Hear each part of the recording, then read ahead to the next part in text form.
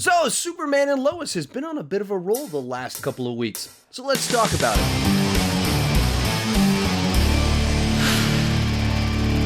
Hi, my name is Sean, and I love to talk about movies and TV way too much. With that in mind, go ahead and join me down below in the comment section. Let me know, what did you think about this week and last week's episode of Superman and Lois? And as this is a spoiler review, first off, spoiler warning. Second off, feel free to spoil down below in the comment sections. And if you've been tracking along with my week-to-week reviews, you know I didn't post a review last week. Therefore, this week I'll try and touch on all the different things. The two episodes do go together pretty nicely, so I'll talk about the stuff that you probably want me to talk about. The reason I missed last week is I was running sound, and then I was just backlogged with other videos I needed to do. So I didn't even watch last week's episode until just a couple days ago. So at that point in time, I was like, I'll just discuss the stuff in here. With that said, let's get started with my general impressions on the last couple of weeks. And I mean, these are maybe the two best episodes of the season thus far. If you've been tracking along, you know I've thoroughly enjoyed this show up to this point. It exceeded my expectations of what the CW could do these days. Feels like the most mature show that they've done. It feels pretty well. It has a good idea of what it's trying to be right out of the gate. And it wasn't just kind of like the first episode was solid. It was just week to week, it's delivered. And there's not like the obvious bad episode. They're all kind of up here, but up until the last couple episodes, I also would have said there's not like the obvious bad one, but there's also obviously not the obvious best one. There wasn't the one that kind of like was head and shoulders above the rest. But then I would say that the last couple episodes might just be that, where they finally had a couple episodes that pretty clearly were above what was going on. Big part of that is that they made some big strides forward with the Captain Luther plotline of putting all the cards on the table, having the showdown, and revealing what's really going on there. They've been giving us little teases, and we knew a little bit about the other planets and the relationships with Lois, and we knew something was up there. And then finally last week, it kind of reveals all the kind of details. Really, he's not really a Luthor. He's actually Steel from a different planet out to kill Superman, and kind of like tied it together in a way where you're going, oh, that's what this is all about. And then this week kind of continued that with him in captivity, and basically having our characters learn about him and diving into it and how would they process that information. So you have the action side, and then you have the emotion side of them processing it. And it's just kind of a bunch of the stuff that the show does well. It has pretty good production values. Their villains thus far, they have a good villain scheme taking place with this character. We don't know exactly what he's been up to, and we're just revealing that. So it's just all the kind of the best stuff. And my big criticism up to this point really has been the way they've written Jordan. And I would use last weekend as an example of how to do it right.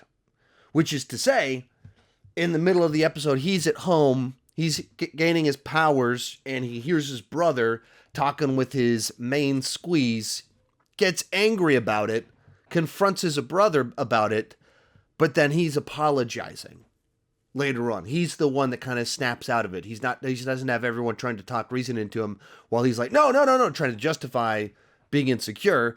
No, he realizes, oh wait, yeah, I was spying on my brother who's always got my back, and then I was accusing him of stuff that I don't, that's the right way to do it. Having him be impulsive, having him have a temper, having him be jealous. Yeah, teenagers are like that. Humans are like that. But then having that balance to it, that there's not, if you just have him continue down the path of he's making excuses, he's making bad choices, he's insecure, and he's never acknowledging his own fault. That's the stuff that drives me crazy. And a lot of people in the comments agree with me. And then there's that percentage of people that think that I just don't, like, you don't get it. You're exactly the reason he's like that. Like, what? He's not a real person. But I'm sure I would relate a little bit more to the father character as I am a father. But there's a side to like when you have a character that just doesn't acknowledge their own mistakes, that's the problem. And in the comments, people don't like, that's the piece that always is missing when people try to, I'm just like that. Like, well, if you can't acknowledge your own mistakes, you probably need to work on that. Or if you can, then you're not doing what he's doing in a lot of episodes. Anyway, That's my rant. I go on that one all the time. And the reason I do it all the time is because in the comments that's the point that people argue with. Therefore, I have to explain more and more where I'm coming from, which then just feeds the problem. It's this endless cycle. So, as for what did I think about the big reveal that Captain Luther's John Henry Irons, and where all the directions that I thought that was a really nice twist. Just if you're going to try and bring in all these characters from the comic books and make things interesting, how do you bring in Steel? Bring him in as an adversary that inherently doesn't trust our hero, has a very personal reason to not trust our hero, views himself as the hero of his own story. He's out for revenge, but he's out to stop something worse from happening. And so we know that he's in the wrong, but he also, from his perspective, he has seen the evidence that there's reason for him not to trust. And he doesn't have all the information that we have of the backstory of Clark Kent and with Lois. And he doesn't see all of that. And so that's what makes for a compelling villain. And then when you're able to tie it into an established character in the lore, it's just a nice touch. And you when you're special, start to be able to go okay, where are we going with all of this? We got Morgan Edge is making an army of Kryptonians, and exactly what that means we're still figuring out, but that's a thing that's happening. And then we've got Clark Kent, Superman, and we have Steel. It seems like they're setting up some fun stuff. So a nice, big, gigantic showdown for the end of the season that I will love to see. So I think that was really well done. Hence why probably one of the best episodes. Other thing in these couple episodes that I thought was just a real nice little touch is kind of getting Lois's vulnerable side. That Lois is known for being just such a strong, driven reporter person. But now we see her in the show. A big part of what makes the show so interesting is you're seeing Superman as a father and Lois as a mother of teenagers of all people. And one of them has superpowers. And so you just kind of put them in the scenario that's in and of itself is interesting for any parent. While your husband's Superman, there's a lot of complexities to that. And then you add in the multiverse stuff. And so you just put Lois in this scenario that how do you process this moment? And how do you create a moment where Lois just loses it and is angry and yelling at her child because she's so afraid of losing him? We create a scenario where she's had a miscarriage, and then she's watching a video of, in some sense, clearly not one-to-one, but in some sense, she sees pictures of this child that she lost as per name, and many other problems with the way that it's not the same, but the thing to her that is a ultimate symbol of seeing her on a different Earth having a child that sets off kind of all these her insecurities, her fear, sense of failure, and then almost loses one of her current children. And you get to see her vulnerable. But even before that, even before kind of the scenario took place where she's yelling at Jonathan, her taking Jonathan with her on this little investigative trip, just into their barn to look at this RV, and you kind of realize in that moment that we've seen a lot of scenes of Clark with the individual boys going to do things with them, but we haven't seen her kind of doing the one-on-one moments as much.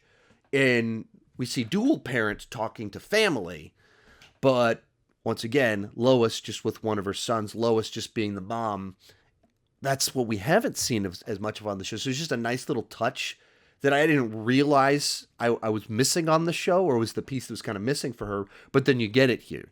Kind of the way the show, it's not that Lois is separate from the rest of the family, but the way she's been written a lot of it, she's off doing reporting on her own, while Clark is a coach, Clark is helping Jordan, Clark, of course, is always showing up to save the day, and so then she becomes kind of the one that feels a little bit detached from some of what's going on, and then this week's episode filled that in. And you have Lois with her son spending time with him quite a bit, worrying about him, being the mother, not just the reporter or not just the co-parent, but her as just mother, acting very motherly.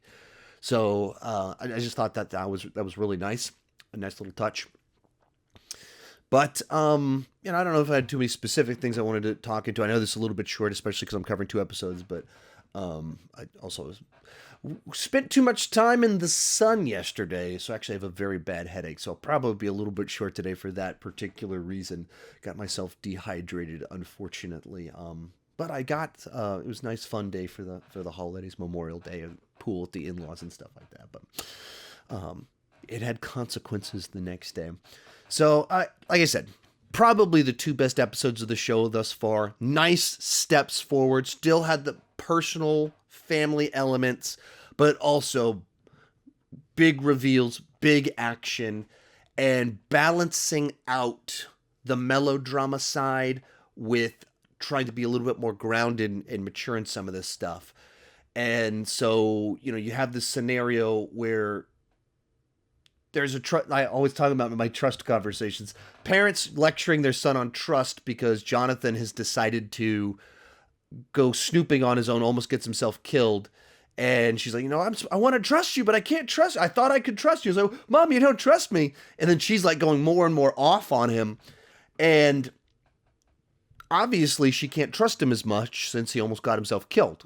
And she overreacts. She reacts poorly, but it's a moment that makes more sense. It plays out the way actual moments play out.